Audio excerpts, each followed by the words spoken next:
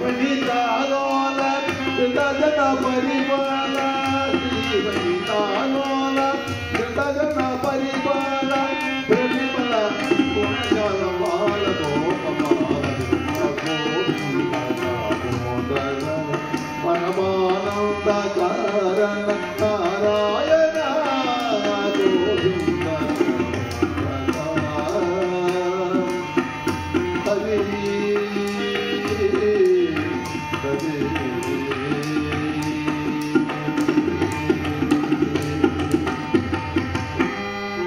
అది దినదిన ప్రవర్ధమానయ్యి యుక్త వయసులోకి వచ్చింది ఆ అమ్మాయి. అరణ్యాలకు ఒక రాజు ఉన్నాడండి, వాని పేరు డంబాసురుడు. ఆ డంబాసుడనే రాక్షసుడు చూశాడు ఈ అమ్మాయిని.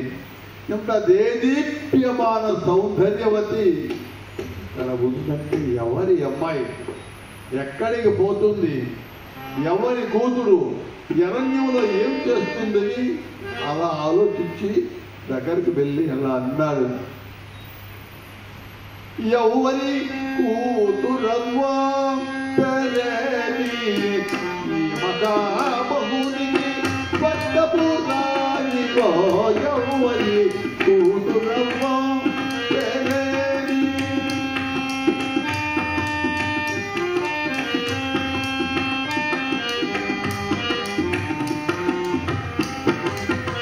యౌవన మోటరిటు నీ మనోహరుని ఎడదొలగిటు కుసుయంతు వేళ పౌరుడెట్టు విభుబాధనుగా యాలగిన గుణహీనుడై యౌవరితో కులవో ప్రేమి మగబహుని పట్టపురానిగో యౌవరి కులవో.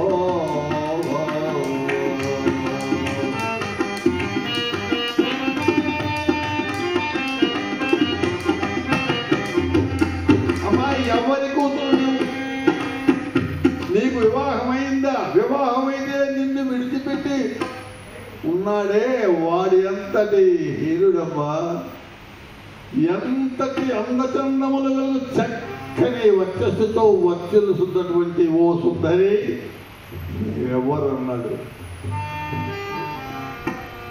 ఆ అమ్మాయి నా నామధేయం వేదవతి, కుశధ్వజ మహామునీంద్రుని గారి కుమార్తెను. ఈ అరణ్యంలో ఇలా ఆడుతూ తిరుగుతూ ఉన్నాను. నేను డంబాసురుడు. ఈ యొక్క అరణ్యాలకన్నిటికీ కూడా రాక్షస సమూహానికి నేను నాథుడను. నాకు మించిన వాడు ఈ దానవుల్లో ఎవ్వరూ లేరు.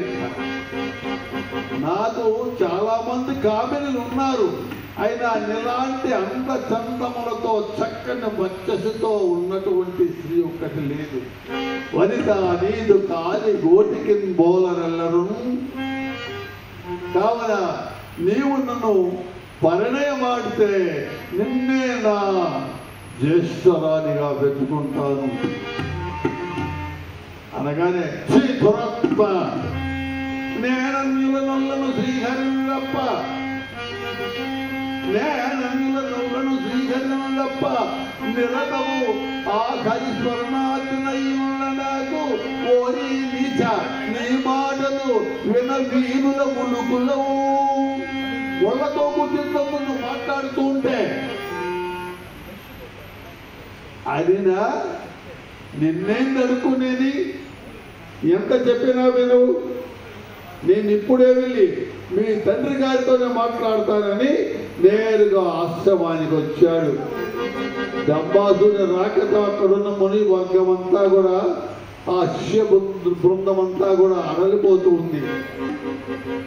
ఒక 10 మంది మంచి వాళ్ళు ఉండే చోటులేకి ఎక్కడికి ఒక బాబు చేతిలో పట్టుకొని ఒక రక్కసులు వస్తే మనమంతా ఏమైపోతాం, దూరుకుంటాం ఎక్కడో అక్కడ. ఇదంటే వాళ్ళు మనమంతా సాధు జంతువులు.